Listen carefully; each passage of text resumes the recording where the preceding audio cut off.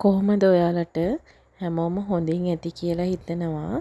අද මම කතා කරන්න යන්නේ අපේ අනුරාධපුරේ කෝච්චියෙන් ගිය ගමන ගැන පොඩි විස්තරයක්. ඇත්තටම මම හිතනවා ඒ විස්තරය ඔයාලට ගොඩාක් ප්‍රයෝජනවත් වේවි කාලය සහ මුදල් ඉතුරු කර ගැනීම සඳහා කියලා.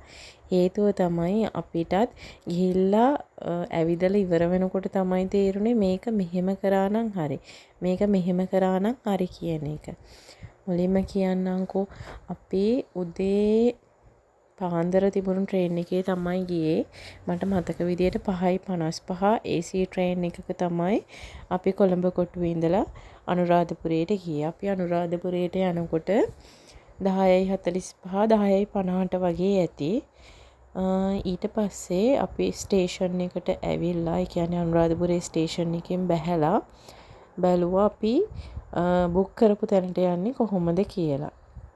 එතන ඉඳන් ඔයාලට කියන්න ඕන විශේෂ දෙයක් තියෙනවා. එතන ඉඳන් ඔයාලට කැමති නම් පූජා නගරයට නොමිලේම ප්‍රවාහනය ලබා දෙන බස් රථ සේවයක් තියෙනවා. CTB එකෙන් තමයි ඒක දාලා තියෙන්නේ. ඒකේ යන්න පුළුවන් ජයශ්‍රී මහා බෝධිය ළඟට. ඊට පස්සේ ඉතුරු ඒවා වන්දනාමාන කළා. නැවතත් ඒ වගේ බස් වලින්ම ස්ටේෂන් එක ගාවට එන්න හැකියාවකුත් තියෙනවා. අපි ඒ විදියට නෙමෙයි කරේ. අපි කෝච්චියෙන් බැහැලා අනුරාධපුරේ ස්ටේෂන් එකට ඇවිල්ලා ස්ටේෂන් එක ගාවෙන් පික්මී එකක් දාගත්තා. අපි නතර වෙන්න බුක් කරලා තිබුණේ මධ්‍යම සංස්කෘතික අරමුදලේ සර්කිට් බංගලෝ එක. ඒක බුක් කරන්න පුළුවන් රජයේ සේවකයන්ට සහ රජයේ නොවන ඕනම කෙනෙක්ට බුක් කරන්න පුළුවන්. ඒක බුක් කරන්නේ අපි මේ මිනිස්ට්‍රි එකේ නම්බර එක ඉන්ටර්නෙට් එකකින් අරගෙන හොයාගෙන මේ නම්බර එකට කෝල් කරන්න ඕනේ. එතකොට ඒගොල්ලෝ කියනවා අපිට ඉල්ලීම් ලිපියක් ලබා දෙන්න කියලා WhatsApp නම්බර එකක් දෙනවා. ඊට පස්සේ ඒකට අපේ ඉල්ලීම් ලිපිය WhatsApp කරාට පස්සේ දවස් 2-3කට පස්සේ අපි ඉල්ලපු දවස් වලට ඉඩ තියෙනවා කියලා අපිට කාමර වෙන් කරලා දෙනවා. ඒකේ AC රූමුත් තිබුණා, non AC රූමුත් තිබුණා. AC රූම් එකක් උනේ රුපියල් 3000යි, non AC එකක් උනේ රුපියල් 2000යි. කාමර ගැන කතා කරොත් කාමරවල ඇඳන් සමහර කාමරවල තිබ්බ ඇඳන් 3ක් වගේ, සමහරක් ඒවා ඇඳන් 2යි තිබුණේ. කොහොම වුණත් එක කාමරයක 4 දෙනෙක්ට 6 දෙනෙක්ට වගේ නිදා ගන්නත් ඉඩකඩ තිබුණා. ලොකු සැප පහසුකම් තිබුණේ නැහැ. හැබැයි පූජා නගරයට ආසන්නෙම තියෙන නිසා සහ රුවන්වැලි සෑයට පයින් යන දුර මීටර් 100ක් 150ක් වගේ තියෙන්නේ. මේ රුවන්වැලි සෑය අපිට පේනවා. ඒ සංචාරක බංගලාවෙන් එළියට ආපු ගමන්ම රුවන්වැලි සෑය පේනවා. ඉතින් ඒ තරම් ළඟ තැනක් තමයි එතන. ඒකයි එතන වටින්නේ. අපි දැන් ස්ටේෂන් එකෙන් එළියට ඇවිල්ලා පික්මී එකක් දාගෙන අපි ඉන්න තැනට ගියා. ඉන්න තැනට ගිහිල්ලා බෑග් ටික තිබ්බා. බෑග් ටික තියලා අපි උදේට කාලා ටික වෙලාවක් ඉඳලා ටික වෙලාවක් නිදාගෙන මහන්සි ඇරලා අපි 2ට වගේ තමයි ඇවිදින්න පටන් ගත්තේ. අපි මුලින්ම ගියේ තූපාරාමෙට. තූපාරාමෙටත් පයින් යන දුර.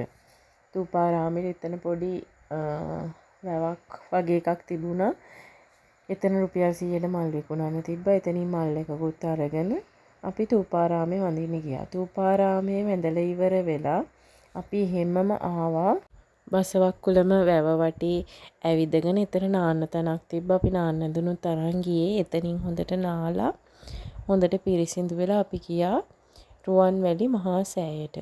රුවන්වැලි මහා සෑයට ගිහිල්ලා එතන හොඳින් වන්දනාමාන කරලා අපි එහෙමම රුවන්වැලි මහා සෑයෙන් එළියට ඇවිල්ලා ඒ පාර දිගේම යනකොට අපිට හම්බ වෙනවා ලෝවා මහා පාය.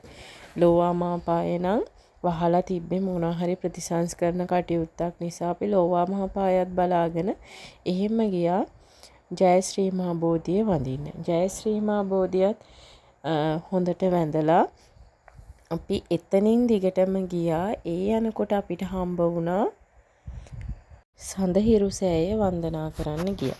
සඳහිරු සෑය වැඳලා තව චුට්ටක් ඉස්සරහට යනකොට අපිට හම්බ වෙනවා ඉසුරු මුනිය.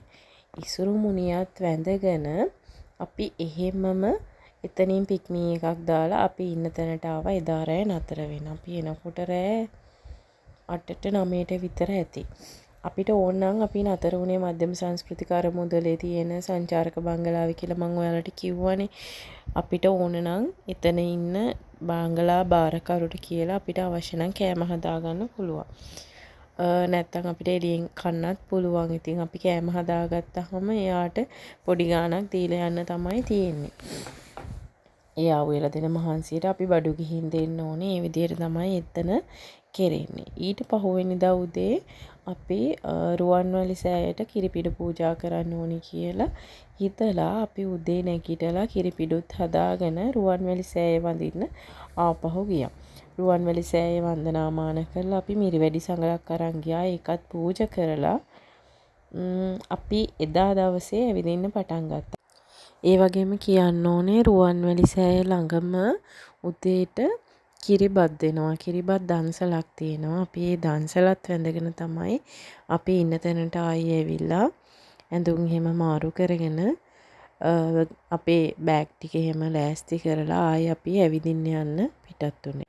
එදා අපි රුවන්වැලි සෑය වැඳලා ඉන්පස්සේ ගියේ අපේ කිරිය චෛත්‍යය වැඳ පුදා ගන්න. අපේ කිරිය චෛත්‍යය වැඳලා චුට්ටක් එහාට යනකොටම අපිට කුට්ටම් පොකුණ දැක බලා ගන්න හැකියාව ලැබෙනවා. කුට්ටම් පොකුණත් බලලා තව පොඩ්ඩක් ඉදිරියට යනකොට අපිට සමාධි බුද්ධ ප්‍රතිමා වහන්සේ වැඳ පුදා ගන්න හැකියාව ලැබෙනවා. සමාධි බුද්ධ ප්‍රතිමා වහන්සේත් වන්දනාමාන කරලා අපි අපේ දහවල් ආහාරය ගත්තා. ඊට පස්සේ අපි ආයෙ ඇවිදින්න පටන් ගත්තා. ඊළඟට අපි වන්දනාමාන කරන්න වනාරාමයේ. ජේතවනාරාමයේ වන්දනා කිරීමෙන් පස්සේ අපි ගියේ ලංකාරාමයේ වැඳ පුදා ගන්න. මේ වෙද්දි හොඳටම හවස් වෙලා හවස 5ට 6ට විතර කිට්ටු වෙලා ඊට පස්සේ අපි නවාතැනට හැමම පයින්ම ආවා. ඊළඟ දවසේ අපිට ට්‍රේන් එක තියෙන්නේ හවස 2යි ගානට තමයි ට්‍රේන් එක තිබුණේ. අපි උදේම නැගිටලා ලෑස්ති වෙලා කෑම ටිකත් හදාගෙන බෑග් ටිකත් හදලා අපි අපේ සංචාරක බංගලාවේ ඉඳපු දවස් දෙකට අපේ මුදල් ඔක්කොම බේරලා බංගලා බාරකරුට කියලා අපේ බෑග් ටික තියලා යන්න පුළුවන්ද කියලා අවසර අරගෙන අපි 3 වෙනි දවසේ අපේ ගමන ආරම්භ කළා. අපි එදා පික්මී එකක් දාගෙන තමයි අපිට අන්තිමට වඳින්න තියෙන තැනවල මිරිසවැටිය චෛත්‍යය වැඳ පුදා ගන්න ගියේ. මිරිසවැටිය චෛත්‍යය වැඳ පුදාගෙන එතන තිබුණු වැවකින් හොඳට නාගත්තා. වැවකින් හොඳට නාලා දවල්ට කාලා අපි නතර වෙලා ඉඳපු තැනට ගිහිලා අපේ බෑග් ටිකත් අරගෙන අපි නැවත අනුරාධපුර ස්ටේෂන් එකට ගියා. කොළඹ කොටුව බලා පිටත් වෙන්න. ඉතින් අපේ අනුරාධපුර වන්දනා ගමන ඔය විදියට තමයි සිද්ධ වුණේ.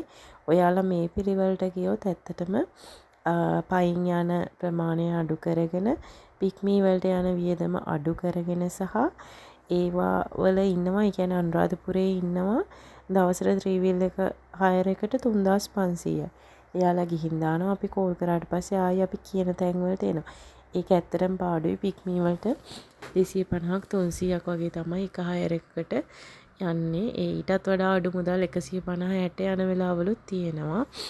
ඉතින් ඇත්තටම මේ ක්‍රමය ඔයාලට ගොඩක් ලාභදායී. ලොකු වියදමක් යන්නෙත් නෑ. අපි ඉන්න තැන ඉඳන් ඒ කෙනාට කියලා උයාගෙන කාලා අපි නිදහසේ වඳින්න ගියා. අපි ඇත්තටම මේ වගේ තැනකට යන්නේ ගෙදර ඉන්දියාතු වෙන එකනේ කරන්නේ. ටිකක් නිදහසේ ඉඳලා එන්නනේ. නිදහසේ වඳින්න පුදන්නනේ. ඉතින් අපිට මේ දේවල් මෙතන ඉඳන් ඇත්තටම නිදහසේ කරගන්න පුළුවන්. ඔයාලත් අනුරාධපුරේ වඳින්න යනවා නම් විශේෂයෙන්ම කෝච්චියෙන් බස් එකකින් යනවා නම් මම මේ කියපු පිළිවෙලට කරොත් ඔයාලට ගොඩක් වාසි වෙයි සහ ගොඩක් කාලේ ඉතුරු කරගන්න මුදල් ඉතුරු කරගන්න හැකියාව ලැබෙයි කියලා මම විශ්වාස කරනවා. ඔයාලා හැම වෙලාවෙම Google Map එකක් දාලා බලන්න. මෙතන ඉඳන් කොච්චර දුරද ඒ විදියට බලන්න. අපිත් මුලින්ම මේ ක්‍රමය හොයාගත්තේ Google Map එක දාලා බලලා තමයි. හැබැයි අපිට ටිකක් වෙලා ගියා මේක හොයාගන්න. ඔයාලට මම දැන් කියපු නිසා මේ පිළිවෙලට ගිහින් බලන්න. ගිහින් ආපු අය මට කමෙන්ට් එකක් දාන්න. කොහොමද මම කියපු ක්‍රමය ලේසිද කියලා. එහෙනම් ඔයාලා හැමෝටම සුබ දවසක්. මම ආයේ මේ වගේ වීඩියෝ එකකින් ඔයාලව හම්බ වෙන්නම්. මගේ YouTube channel එකත් subscribe කරන්න කියලා ආදරෙන් ඉල්ලා සිටිනවා. එතකොට ඔයාලට මේ වගේ වීඩියෝ මම දාපු ගමන් බලන්න පුළුවන්. ඒ සඳහා subscribe කරලා bell icon එකත් press කරන්න කියලා සියලු දෙනාගේම ආදරෙන් ඉල්ලා සිටිනවා. බොහොම ස්තුතියි.